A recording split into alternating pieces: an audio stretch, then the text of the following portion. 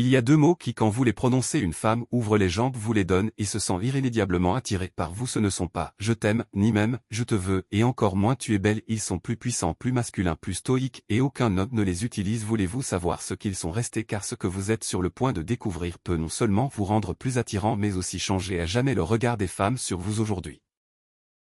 Beaucoup d'hommes croient que pour attirer une femme, il faut de l'argent, de la beauté ou de l'humour. Ils pensent que s'ils n'ont pas une voiture de luxe, un visage parfait ou une personnalité d'humoriste, ils n'ont rien à offrir et c'est un mensonge qui les détruit de l'intérieur car lorsqu'un homme croit qu'il doit impressionner pour être apprécié, il cesse d'être lui-même, il commence à jouer la comédie, à faire semblant, à exagérer, il devient un acteur en quête d'applaudissements et en croyant cela, il tombe dans le piège le plus dangereux de tous, la validation constante des messages incessants. Comment vas-tu Régna? As-tu pensé à moi Régna? Pourquoi ne réponds-tu pas? Des compliments creux. Tu es la plus belle, tu n'es pas comme toi, tu mérites le monde. Pire encore, ils se mettent à quémander de l'attention comme un mendiant émotionnel. Ils tendent la main espérant quelques miettes d'intérêt. Le résultat, elle s'ennuie, elle perd le respect, elle se déconnecte car ce qui était au départ une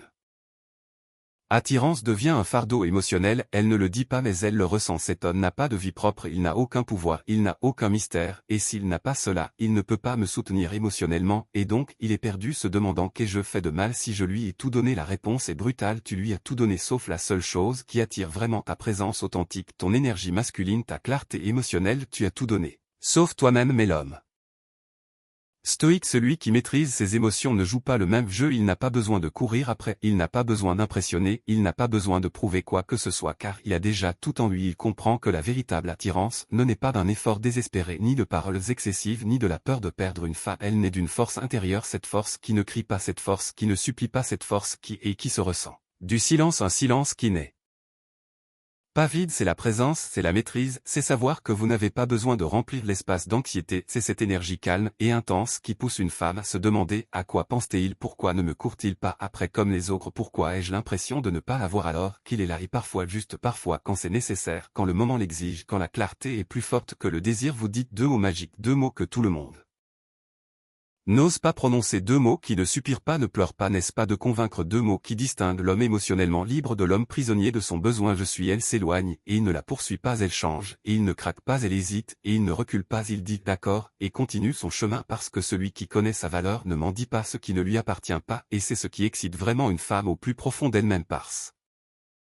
qu'elle comprend qu'elle a face à elle un homme qui ne renoncera pas, et c'est irrésistible. Je vais vous raconter une histoire vraie, une histoire qui ne parle pas de conquête, ni de formule magique, mais d'un changement intérieur, les agents de changement qui transforment l'énergie d'un homme et le rend inoubliable. Louis avait 34 ans, un homme normal, pas de voiture de luxe, pas d'abdos en tablette de chocolat, pas de charisme exagéré que beaucoup croient nécessaire pour séduire, mais quelque chose en